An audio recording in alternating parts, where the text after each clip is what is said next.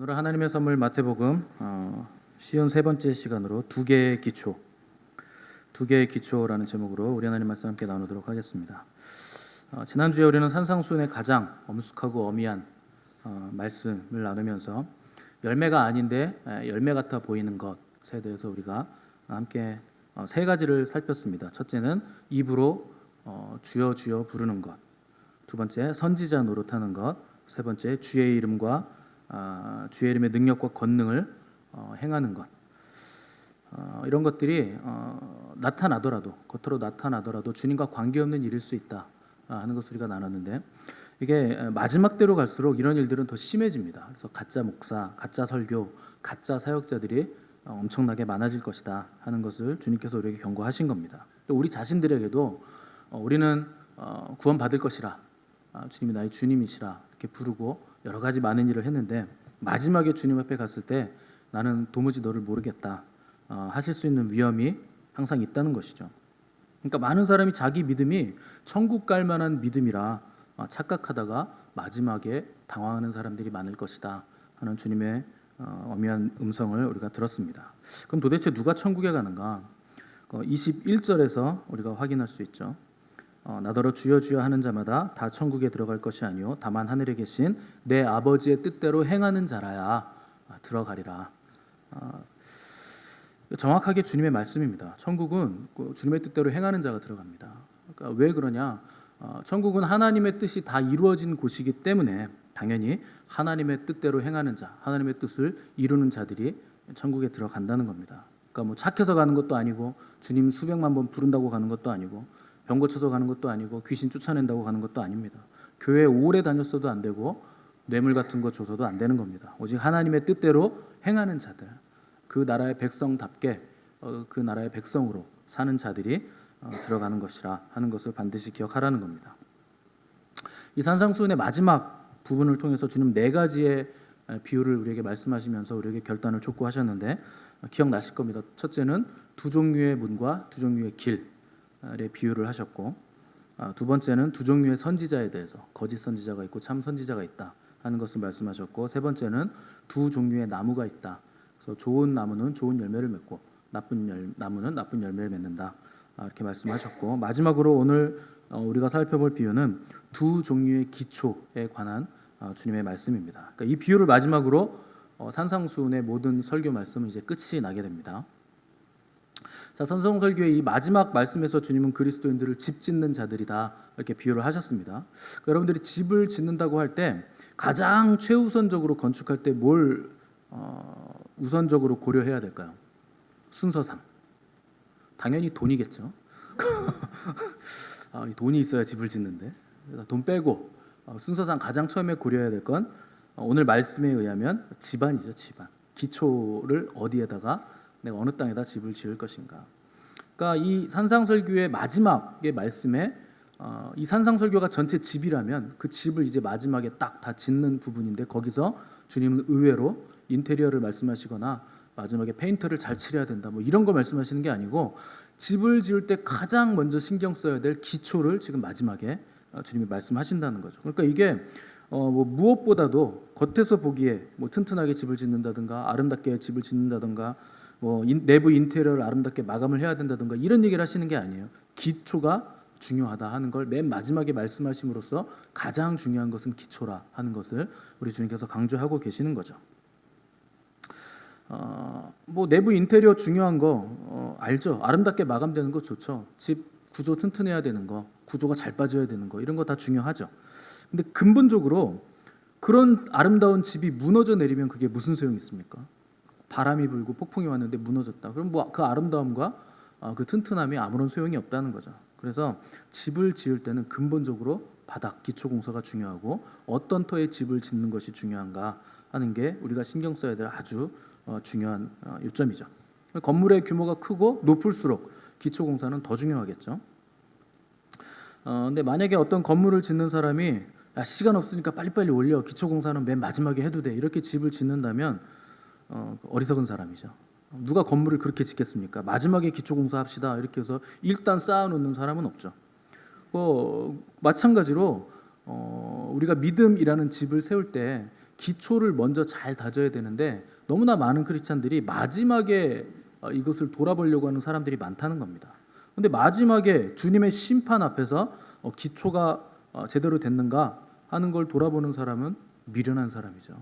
그 심판대 앞에서 그건 더 이상 뭐 돌아볼 수가 없는 상황이 된 겁니다. 그래서 주님은 지금 너희의 기초가 어디에 세워져 있는가, 너희들이 짓고 있는 그 믿음의 집이 지금 어떤 기초 위에 지금 쌓아져 가고 있는가를 먼저 지금 돌아보라 하고 우리에게 도전을 하고 계시는 겁니다.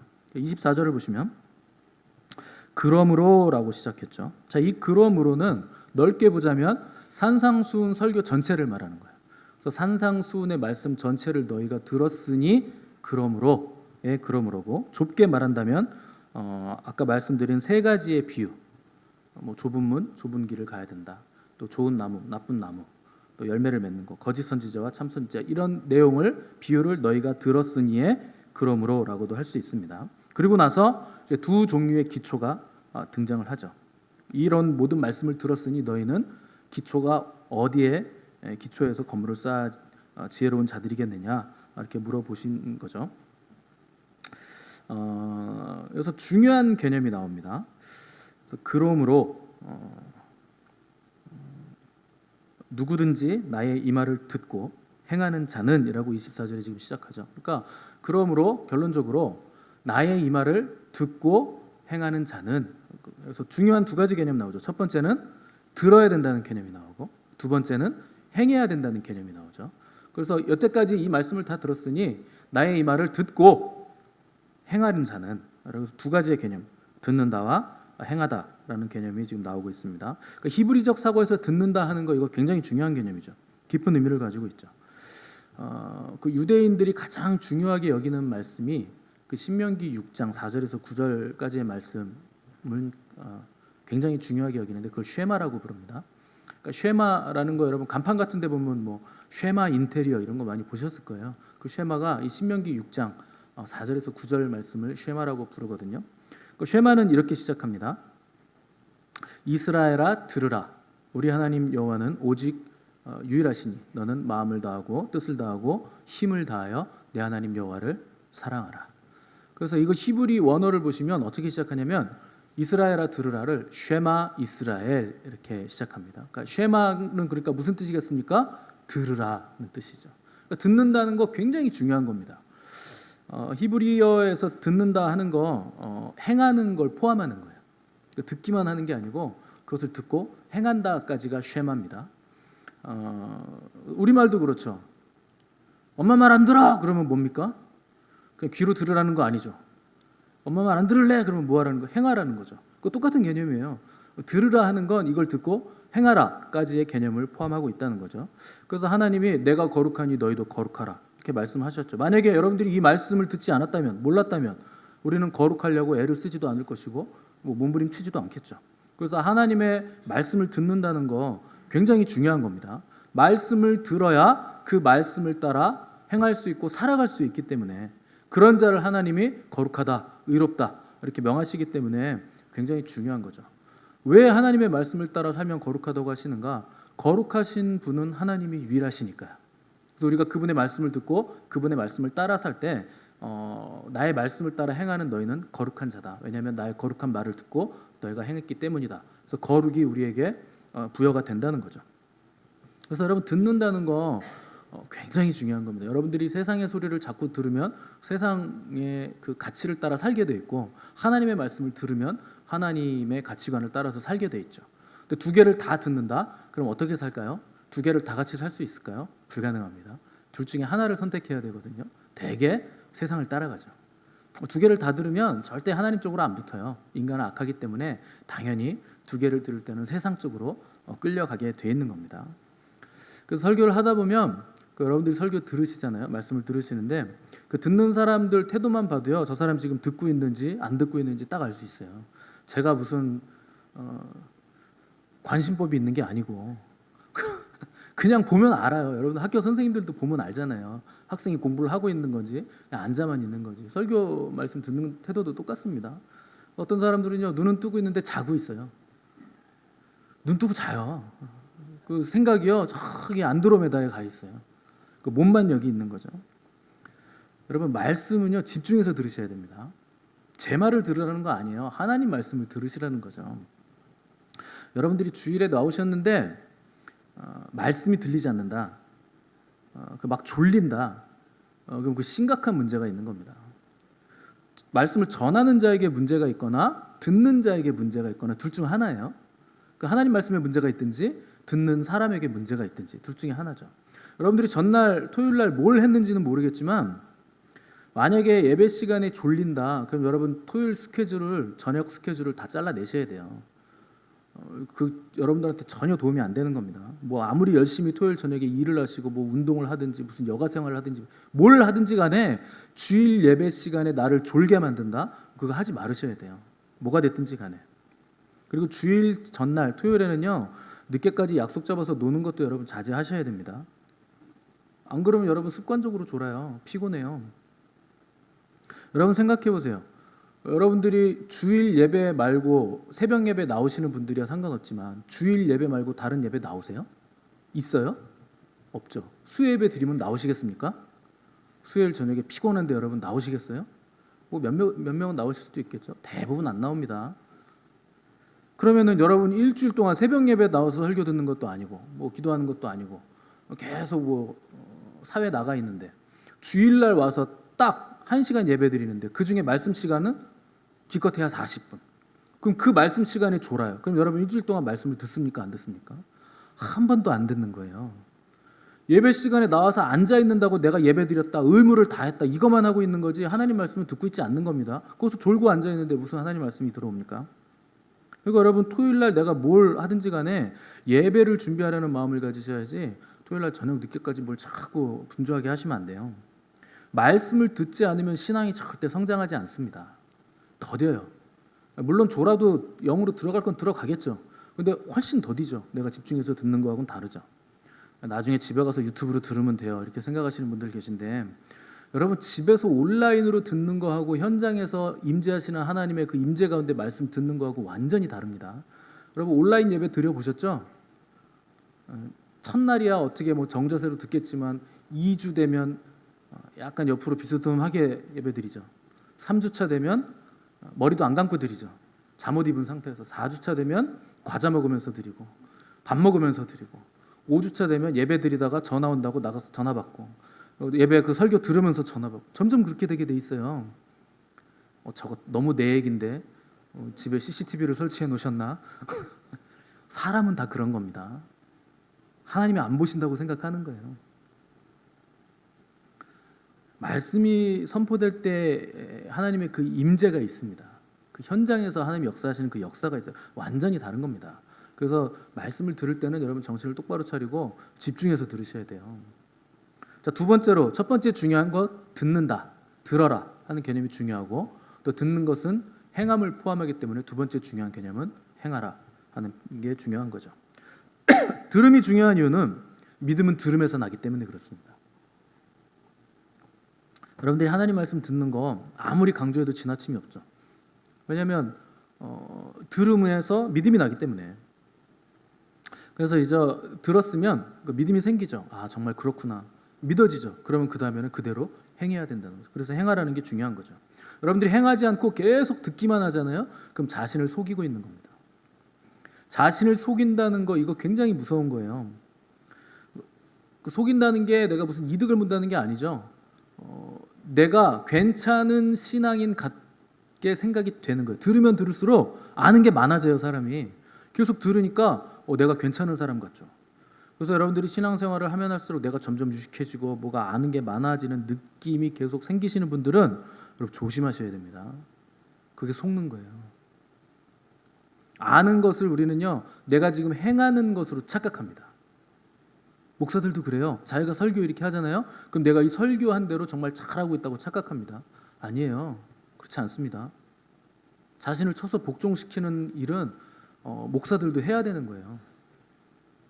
말씀을 듣는 이유가 뭡니까? 행하기 위해서죠. 여러분들이 이론을 공부하는 이유가 뭡니까? 실기를 하기 위해서죠.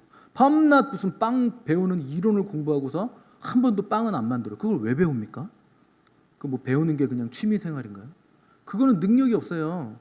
내 입에 빵이 들어가야 그게 배움이 능력이 있는 거지. 맨날 듣기만 하고 행하지 않으면 그건 그냥 뭐 허공에 대고 뭔가를 하고 있는 거죠. 하나님의 음성을 듣겠다고 하시는 분들, 그 음성을 듣는 이유가 뭡니까? 전제가 뭐예요? 순종을 전제로 하고 있는 거죠. 순종하지도 않을 거면서 하나님 말씀 뭐 하려고 듣습니까? 맥없이. 그대로 움직여야 하나님 말씀이 형체가 내 육신을 통해서 말씀을 입어서 나타나서 뭔가 생기는 거지. 뭐 밤낮 듣기만 하고 배우기만 하는 거, 그거 자신을 속이는 거죠. 그냥 교회 왔다 갔다만 하는 거예요. 예배라는 거 영과 진리로 드리는 거죠. 그래서 하나님 영이시니까 우리가 성령에 따라서 드리는 거죠. 드리고 또 하나님의 말씀을 받는 상호작용이 일어나야 되는 거예요. 받는다는 거 뭡니까? 내가 그대로 받아서 행하겠다 하는 것인데, 그냥 뭐 행함은 없이 주일날 그냥 빠지지 않고 그냥 이 자리에 앉아 있는 거, 내 자리를 나는 오늘도 지켜냈도다. 항상 내가 앉는 그 자리 있잖아요. 나는 오늘도 내 자리를 지켜냈도다. 이게 행하지 않으면 이것만 자랑으로 남는 거예요. 우등상은 못 받는데 개근상은 받더라. 뭐 그렇게 되는 거죠. 물론 개근도 굉장히 의미가 있고 귀한 거죠. 그런데 개근만 하고 아무것도 행하지 않으면 그걸 종교 생활이다, 이렇게 부르는 겁니다. 종교는요, 쓸데없이 의미도 없이 열매도 없이 똑같은 행위를 계속 반복만 하는 게 종교예요. 비나이다 비나이다만 하고 있는 거예요. 누구한테 비는지, 뭘 빌어야 되는지, 내용이 뭔지, 어떻게 해서 내가 삶을 살아가야 되는지, 이거는 관심이 없는 거예요. 어떻게든지 어떤 신인지 모르겠지만 내가 저 신에게 빌고 뭔가를 드려서 좀 달래고 얼러가지고 재앙을 받지 않으려는, 그게 종교예요. 신앙생활을 그렇게 하면 안 된다는 거죠. 우리말 중에 아주 나쁜 말이 있는데, 굿이나 보고 떡이나 먹어라, 이런 말이 있어요. 굿이라는 게 뭡니까? 종교생활이죠. 그 종교예요. 그 굿을 누가 합니까? 샤먼이 하죠. 샤먼이라는 건 무당이라는 뜻입니다. 그 샤머니즘이죠. 굿이나 보고 떡이나 먹어라. 멀찍이 서서 그 샤먼이 막 딸랑딸랑거리고 뭐 춤출 때 멀리 서서 멀찍이 서 있으라는 거예요. 위험하니까. 그 귀신 오니까 멀찍이 서서 굿이나 이렇게 구경하는 거예요. 야, 저 발로 칼을 탄다. 재밌다는 거죠. 멀찍이 서서. 그리고 나서 그게 끝나면 뭘 합니까? 거기 차려놨던 음식이나 떡이라 이런 거 있죠. 그거나 주워 먹자는 거예요. 우리나라 사람들은요, 교회를 다닐 때도 이렇게 다닙니다. 샤머니즘 기독교처럼 믿는 거예요. 그러니까 누가 다 해요? 목사가 다 하라는 거예요. 여러분들 다 앉아 있잖아요. 그 목사가 하는 거 보고 설교 듣고, 가지고 혹시 나에게 유익이 있으면 그냥 그거 떡 내가 받아 먹고. 여러분, 제가 샤먼입니까? 무당이에요? 그렇게 하시면 안 된다는 거예요. 진리잖아요. 우리가 믿는 하나님은, 우리가 믿는 예수님은 진리세요. 유일하신 분이에요. 그분과의 관계성이라는 게 없으면 이건 종교 생활이 되는 겁니다. 그냥 영매를 통해서 내가 저주받지 않으려고, 화를 입지 않으려고 그냥 영매가 필요한 그 수준밖에 안 되는 거예요. 구원과는 아무런 상관이 없는 종교 생활을 하고 있다는 거죠. 자, 오늘 본문 보니까 나의 이 말을 듣고 행하는 자는 그 집을 반석 위에 지은 지혜로운 사람 같으리니 비가 내리고 창수가 나고 바람이 불어 그 집에 부딪히되 무너지지 아니하나니 이는 주초를 반석 위에 놓은 연고라, 이렇게 말씀하셨습니다. 자, 산상수훈의 이 말씀을 그대로 듣고 그대로 행하는 사람은 집을 반석 위에 지은 지혜로운 사람과 같다. 그래서 아무리 비바람이 흔들고 때려도 삶에 여러 가지 어려운 일이 와도 무너지지 않는다는 거죠. 근데 행치 아니하는 사람은 집을 모래 위에 지은 사람이다. 조금만 비바람이 오고 어려움이 오면, 환란이 오면 무너져 내릴 거다. 어리석다는 거죠. 그러니까 뭐 어디에 차이가 있습니까? 겉으로 보기에 집은 똑같죠. 그런데 기초 부분에서 차이가 난다는 거죠. 겉으로 보기엔 집이 똑같아요. 근데 보시는 바와 같이 지금 먹구름이 잔뜩 껴있죠. 태풍이 한바탕 지금 휩쓸고 지나갔죠. 자, 오른쪽 반석 위에 세운 집은 멀쩡하죠. 근데 왼쪽 집은요, 모래 위, 지금 바닥이 모래죠. 모래 위에 세웠다가 지금 홍수가 나고 바람이 부니까 집안이 흔들려서 무너져 내린 겁니다. 여러분, 모래 위에 집을 지었다고 해서 집을 그냥 이렇게 조립식으로 해서 얼려놨을까요? 팠겠죠. 당연히 집인데 모래도 파요. 깊이 파가지고 대충 뭐 몇 미터, 한 1미터, 2미터 팠을 거 아닙니까? 올려놨는데 그 모래층을 파서 집을 세웠기 때문에 홍수가 나니까 막 비가 내리고 막 밑에서 물이 올라오고 옆에서 바람이 부니까 속절없이 지금 모래 위의 집은 무너져 내린 거죠. 반면 오른쪽에 반석 위의 집은 무너지지 않았죠. 바닥에 지금 돌이 있죠. 반석이 바위가 있죠. 집 바닥이 기초가 반석이니까 무너지지 않았다는 거예요. 반석이란 거 뭡니까? 말씀 대신 예수 그리스도, 구원의 반석, 주님을 말하는 거죠. 자, 이 그림에서는요, 집을 지은 땅의 지반이 완전히 달라요. 왼쪽은 모래 땅, 오른쪽은 바위 땅. 단단한 땅이죠. 뭐 이렇게 어렵지 않죠? 금방 이해가 되시죠? 쉬운 내용이라고 생각이 되실 겁니다. 그런데요, 저도 어렸을 때부터 이 설교를 많이 들었고, 또 노래도 있어요. 뭐 반석 위에 짓는 지혜로운 자, 뭐 이거 찬송도 어렸을 때 많이 했고, 뭐 이런 건 줄 알았어요. 근데 다른 복음서에 보면 우리가 생각하는 이런 그림하고는 약간 달라요. 우리 뒤로 넘기셔서 누가복음 6장 한번 넘어가 보세요. 마태, 마가, 누가복음 6장 47절에서 49절.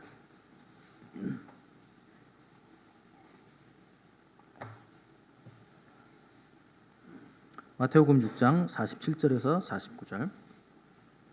다 같이 읽어보겠습니다. 47절, 49절, 100페이지. 마태복음 6장 47절에서 마태복음이래, 누가복음 6장 47절에서 49절.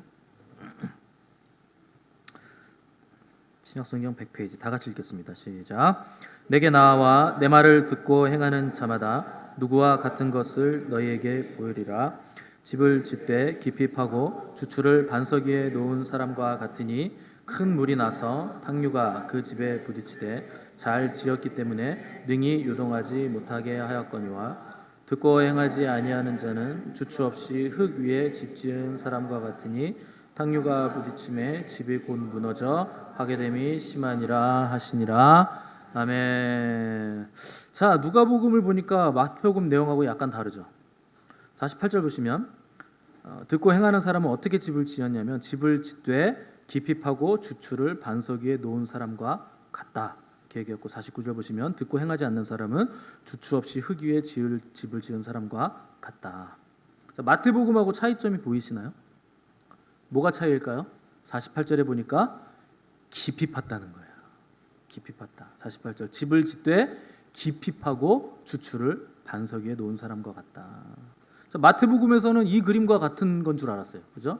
한쪽은 돌 위에 집을 지었고 한쪽은 모래 위에 집을 지었다 이렇게 생각을 했는데, 그러니까 집안이 완전히 다른 곳에 지었다 이렇게 생각을 한 거죠. 근데 누가복음에서는 다른 장소가 아니고요, 같은 장소에 집을 지은 거예요.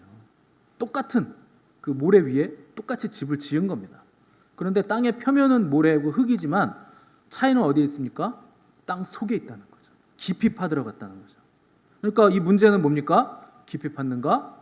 조금 얕게 팠는가? 이게 문제라는 거예요. 자, 이게 그림으로 안 그려지실 분들을 위해 또 제가 친절하게 그림을 또 준비해 왔습니다.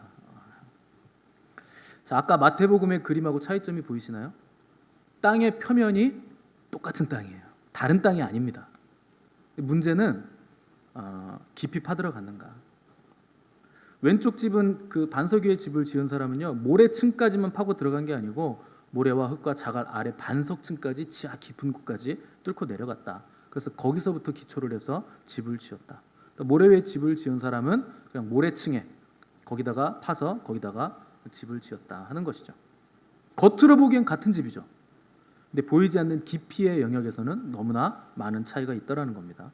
자, 혹시 이래도 이해가 안 되실 분들을 위해 반석층까지 깊이 파고 내려간 집에 제가 기초공사 단면도를 또 준비했습니다. 다음 그림. 너무 친절하죠? 자, 어떻게 기초를 파고 들어가는지 보이십니까? 반석층. 자, 표면에 흙, 모래와 그다음에 흙과 자갈층을 뚫고 마지막에 땅 깊은 곳에 있는 반석층까지 파고 내려갔는데, 반석이 나오니까 거기다 집을 지은 게 아니고 반석도 또 뚫어요. 다이너마이트를 이용하든 뭘 이용하든 뚫어가지고 거기서부터 시멘트를 채우든 돌을 채우든 해서 올리는 거죠. 깊이 파고 내려가는 거예요. 그럼 여러분, 모래 위에 집을 짓는 집하고 반석층까지 뚫고 내려가서 파가지고 거기서부터 주추를 놓고 파 들어가는 집, 차이점이 뭘까요? 여러분이 이사갈 집을 고르는데 아까 그 집과 이 집 중에 어디로 가시겠습니까? 여러분들이 살 집이라면? 왜 대답을 안 하세요? 잘 모르시겠어요? 이 집이 더 비쌀까 봐 그래요? 그럼 이렇게 물어보겠습니다. 아까 모래 위에 지은 집과 이 집 중에 어느 게 비쌀 것 같으세요? 당연히 이 집이 비싸겠죠. 왜 비쌀까요? 공사비가 훨씬 많이 들었기 때문에. 여러분, 모래층까지 파는 건요, 그건 삽으로도 팔 수 있죠. 조금 넓으면 포크레인 동원해서 파면 돼요. 근데 반석층까지 내려가려면 굴삭기, 포크레인 다 와야 돼요. 그리고 바위까지 뚫고 내려가려면 뭐가 필요할까요? 뭐 돌 깨는 뭐 다다다다 패는 거 있잖아요. 그것도 필요하고, 안 되면 다이너마이트라도 막 터뜨리고 뭐. 어쨌거나 너무나 많은 비용이 들어간다. 저렇게까지 파서 집을 지으려면 당연히 훨씬 더 많은 비용, 훨씬 더 많은 노력, 훨씬 더 많은 시간이 필요한 집이라는 거죠. 모래 위에 집을 지었다는 거 비용이 싸게 들었다는 거예요. 결론적으로 비용이 싸게 들었다는 건 뭡니까? 주님 말씀에 기반해서 믿음을 세우지 않고 내 생각, 내 감정, 내 뜻대로 자기 멋대로 삶을 살아간다는 거예요. 자기가 자기 생각대로 자기 집을 세웠다는 거죠. 제가 설교 초반에 듣는 것과 행하는 것 중요하다고 말씀드렸는데, 행하지 않는다는 게요, 아무 일도 안 한다는 뜻이 아닙니다. 자기 생각과 자기 뜻대로 멋대로 행한다는 거예요. 그게 행하지 않았다는 거예요. 말씀을 듣고도 자기 생각, 자기 의지, 자기 논리, 자기 감정 그거 포기하지 않고 하나님 말씀보다 내 논리와 내 생각을 더 중요하게 여겨서 내 생각대로 살아간다는 거죠. 말씀을 들을 때는 아멘 하죠. 화답을 하죠. 또 새로운 진리, 성경 공부를 통해서 새로운 진리를 알았을 때는 흥분도 하죠. 그런데 자기 생각과 자기 의지를 그 말씀에 복종시키는 데까지는 비용을 지불하지 않는다는 겁니다. 그게 모래 위에 집을 짓는 거예요. 여러분, 매주 설교 듣고 매일 말씀 듣고 외워도 내 뜻을 말씀 앞에 굴복시키지 않으시면 여러분 모래 위에 집 짓고 계신 거예요. 화려해도 소용없습니다. 그거 무너지는 집이에요. 신앙생활 얼마나 오래 했느냐 상관없어요. 말씀 앞에 내 뜻과 내 생각과 내 의지와 감정을 복종시키는 데까지 나아가지 않으면 여러분 여전히 모래 위에서 지금 공사를 하고 계신 거예요. 속절없이 무너질 집을 지금 짓고 있는 겁니다. 그러다 작은 시련과 환란이 오면, 비바람이 불고 홍수가 나면 급격하게 집안이 흔들리다가 마침내 내 집은 무너지게 되는 거죠. 반석 위에 집을 지었다는 거 투자를 했다는 거예요. 고생을 했다는 거예요. 훨씬 더 많은 비용을 지불했다는 겁니다. 고생과 수고와 시간. 깊이 파고 들어간 거죠. 모래층 파내고 또 바위층 폭파시키고 더 깊이 뚫고 내려가서 암석층까지 내려가서 거기서부터 벽돌을 쌓고 돌을 넣고 시멘트 부어가지고 기초를 올리는 거죠. 거칠라는 거, 모래라는 거 뭡니까? 육신이죠. 육적인 본성을 파내는 거죠. 그 안에 있는 숨어있는 혼적이고 세상적인 단단한 그 바위 같은 거, 그것까지 파고 들어가는 거죠. 그 껍질들을 다이너마이트로 폭파시켜버리는 거예요. 성령의 그 폭발적인 능력으로 그 속 깊은 곳에 있는 그 견고한 진을 폭파하는 거죠. 깨버리는 거예요. 그리고 가장 아래 단단한 거기까지 뚫고 내려가서 내 영까지 내려가서 주님의 말씀 앞에 반응하고 순종하는 자리까지 나아간다 하는 것이 대가를 지불한 반석 위에 집을 짓는 지혜로운 사람들의 집이라는 겁니다. 여러분, 얼마나 치열하고 얼마나 많은 시간이 들고 얼마나 많은 경비와 노력이 들어가겠습니까? 근데 거기까지 내려가야 우리 믿음의 기초가 반석 위에 세워지는 것이다 하는 것을 오늘 주님이 우리에게 말씀하신다는 거죠. 자, 우리 누가복음 14장 28절 한번 가보세요.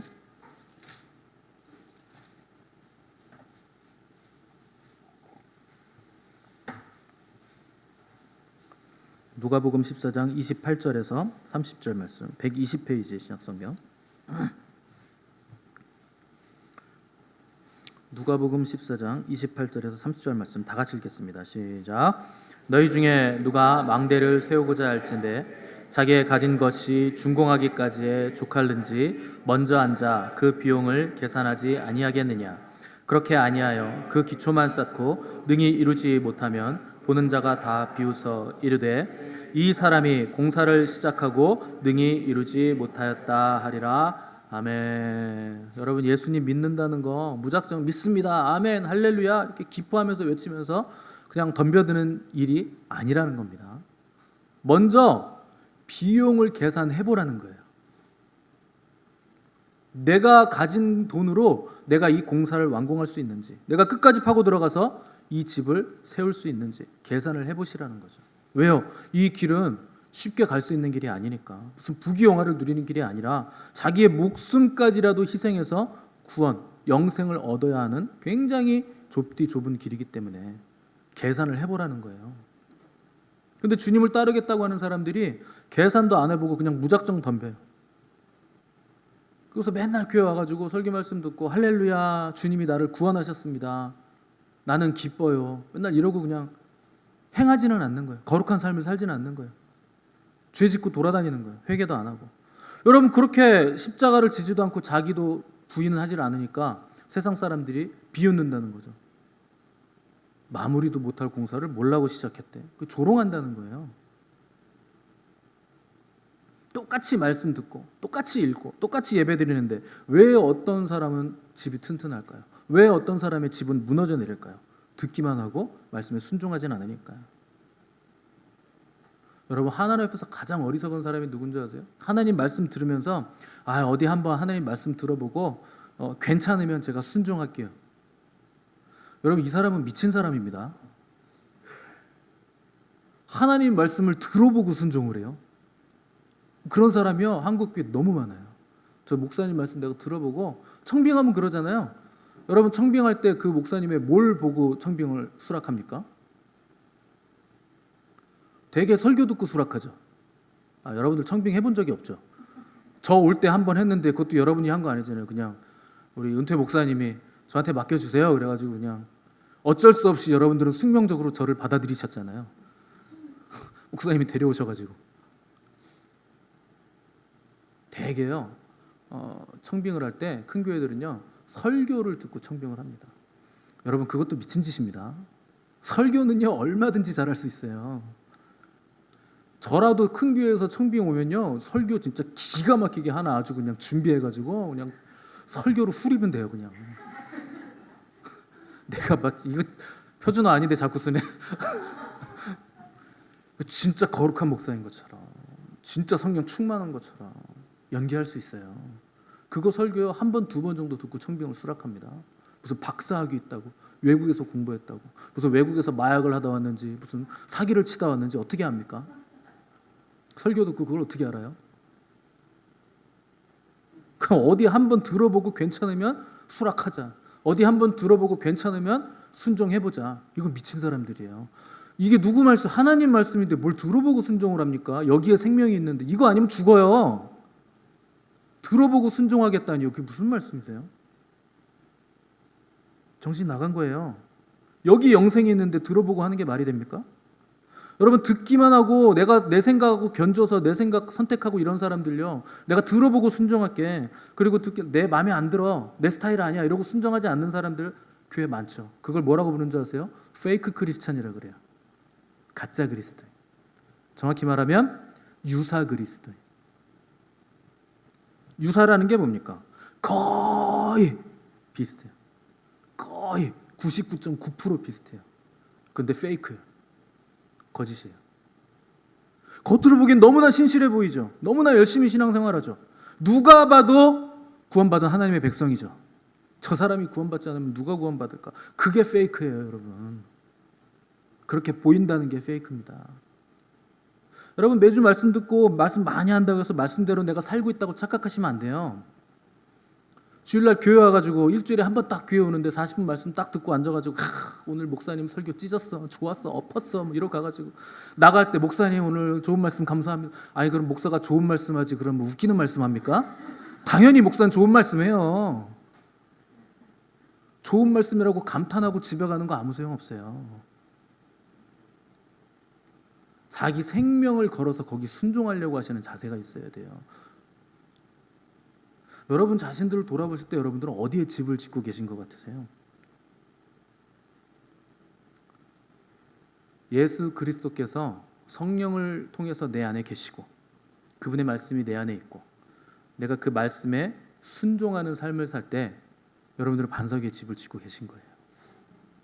말씀대로 사는 것 쉽지 않죠. 어려운 겁니다. 왜냐하면 내 본성이, 자아가 자꾸 살아나니까. 내 죄된 옛사람이 자꾸 살아나니까.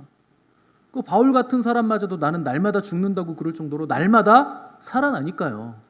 그런데 그 어려움, 그 날마다 살아나는 자아, 그것 때문에 내가 너무나 괴롭고 날마다 자기를 쳐서 복종시키면서 말씀대로 살기 위해서 성령님 도와달라고 몸부림치면서 기도하는 삶을 사신다면 여러분 분명하게 더딜지라도 반석 위에 집을 짓고 계신 거예요.